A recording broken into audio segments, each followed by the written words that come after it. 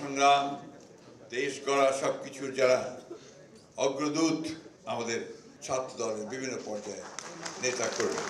আজকের এই অনুষ্ঠানটি একটু ব্যতিক্রমধর্মী অনুষ্ঠান। আমরা সাধারণত রাজনৈতিক দলের অনুষ্ঠান যেটা করি, আমরা বক্তৃতা করি, স্লোগান দেই, হাততালি দেই এবং অত্যন্ত উত্তেজনা সৃষ্টি করি, তার মধ্যে দিয়ে আমরা শেষ করি। আজকের এই অনুষ্ঠানটি যে শুরু হচ্ছে, এটি আমাদের ভারপ্রাপ্ত চেয়ারম্যান জনাব তারেক রহমান সাহেবের তার নিজস্ব চিন্তা ভাবনা থেকে আমাদের বিএনপিকে তথা সবার আগে ছাত্র দলকে নতুন চিন্তার আলোকে তৈরি করা।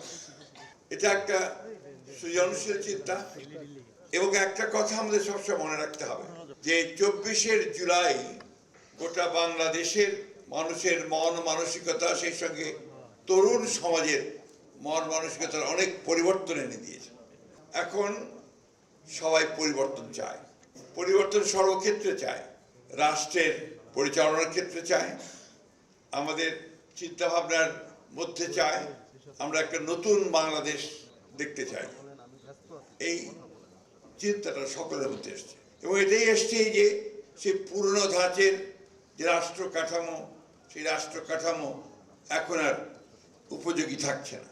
আমরা শিক্ষা ব্যবস্থা পুরনো ধাঁচের, সেটা উপযোগী থাকছে না। বিচার ব্যবস্থা উপযোগী থাকছে না।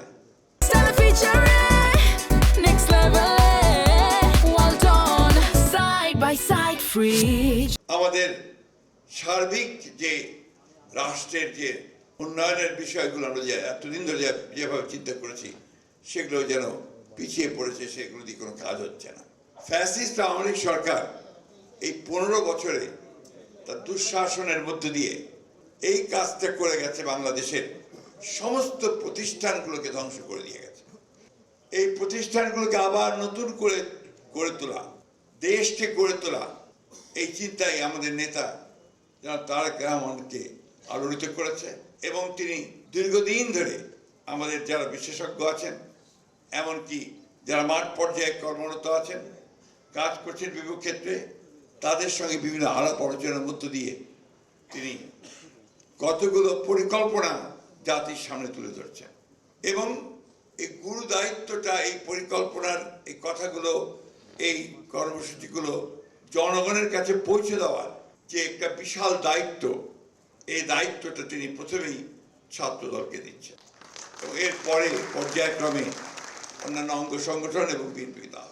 এই বিষয়টা কিন্তু বিএনপি রাজনীতিতে নতুন, কারণ আমরা যেটা জানি যে নির্বাচনের পূর্বে একটা ম্যানিফেস্টো তৈরি করা হয়, সেই ম্যানিফেস্টোতে আমরা কি কি কাজ করব ভবিষ্যতে দেশের জন্য আগামী 5 বছরে, সেই ম্যানিফেস্টো তুলে ধরা হয়। এখানে তার পূর্বেই যারা এই রাজনীতি করবেন, যারা জনগণের কাছে যাবেন, যারা দেশকে গড়ে তুলবার কাজ শুরু করবেন, তাদেরকে তিনি দীক্ষিত করে তুলবার কাজটি শুরু করেন। এটা নিঃসন্দেহে একটি অনন্য একটি প্রচেষ্টা, যেটা আমি মনে করি যে বাংলাদেশের রাজনীতিতে এটা একেবারে একটা প্রথম একটি কাজ, যে কাজটি হতে যাচ্ছে।